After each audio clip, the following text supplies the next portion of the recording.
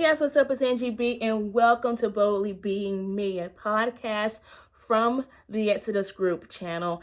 Thank you for joining me again. I'm Angie B, Angela Emery, if you also know me. I was born in the organization of Jehovah's Witnesses, and I'd like to share my healing stories on how I healed from being physically out and mentally in. For me personally, I lived by the organization's rules and things for almost a decade after being out of the organization. And this led to a whole bunch of misbeliefs and confusion and beating myself up. And I strongly feel like, definitely this organization definitely affects you in more than one way, even after coming out of the organization. And so I would like to share my stories on how I healed. Today, I want to talk about focus on what you want, focus on your success story. If you spent any time in an organization, you probably know overstand that the organization does a whole lot with telling you how it's going to be once you leave Jehovah's True organization, quote unquote. That once you leave the organization, that basically all the worst things are going to happen to you.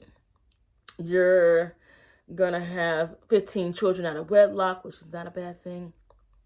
You're going to never be successful. You're going to get every disease in the world. Satan's just going to wreak havoc on you because you know the truth.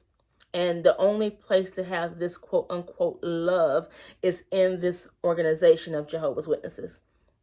And to be quite frank, that can't be further from the truth. For me personally, I definitely, yes, things are challenging. Yes, especially when you come out. But the reason is not because you've lost Jehovah's love. It is because you're changing your mindset. You have to change your mindset. If you see my video on course correction, this is about the same thing. Let's say you're going one way and you believe one way and you believe one thing. But then when you change your course, you have to do a 180. You have to make a U-turn. And that is a challenge. If you've ever been in a car that's going 100 miles an hour, you can't make a U-turn at 100 miles an hour. It takes a second for you to stop, first of all. Second of all, gather where you're going to go or get off the exit and then turn around and do something else. That is a change. That is not because Jehovah doesn't love you or God doesn't love you if you still believe in God. That is because things are changing around you. You're course correcting. It is okay. So if you're in and you have the way to get out, do your best to get out. That is not the thing. They fear tactics on that, right, on that mindset. Definitely understand that when you change any mindset or any belief that you've held on to, there's going to be a change in your lifestyle, in your belief system. It's going to be hard for a second. That's just life in general. The second thing I want you to do is realize that you will not fail. Yes, you might have some learning experiences, but these are learning experiences. It's not failure. Yes, for me personally, I got kicked out of my home about 7 or 8 times. Yes, I was evicted. But for me, I didn't understand budget. You know why? Because I thought that, God's going to make a way. But really, I needed to understand how to make a budget and make more money. That was it. That's what I had to do. I had to change my mindset. You're not a failure. You just have to work on yourself a little bit more and understand where your mindset is and what beliefs you might have and what beliefs you might need to change. But that does not make you a failure. Expect to succeed. Set out for what you want, set out for what you believe, understand what you believe. And yes, those around you might fall off, but honestly, you'll find more friends that believe the same thing that you do, whatever that is. There were some things that I believed that new to me that just shocked me afterwards. Like literally just kind of was like, whoa, I believe that now. Okay, but does that feel right? Yes, Angela, that feels right. And I'm going to keep moving forward in that. So go with what feels right for you. Go with what feels great within your heart. You do not need an organization per se to tell you what to believe. Study, do some research, get some understanding. But all in all, you got this. There will be people out there that will be able to walk you through it. Talking with the girl that I work with as an Jehovah's Witness, she's like, I'm so glad I met you and came up to you because honestly, thank you for holding my hand while I journey through this life. Because this is different. And yes, it's a little challenging because it's different. Because it's new. You're making new pathways.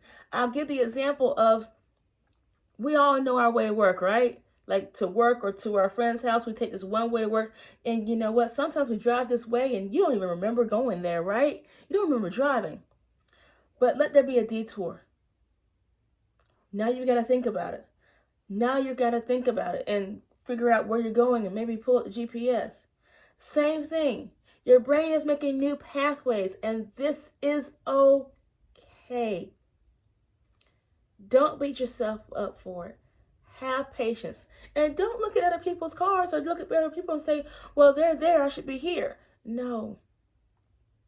You're where you're supposed to be. You're awesome. You're where you're supposed to be.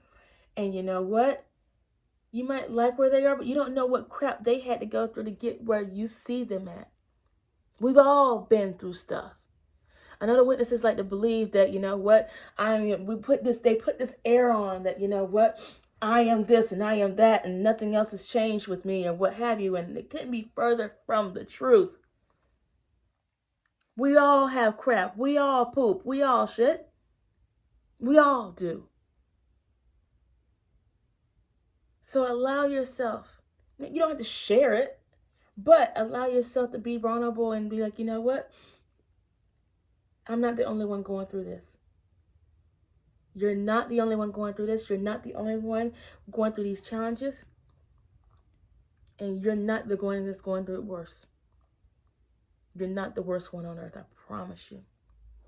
Expect to succeed. Write down what you want and go get it.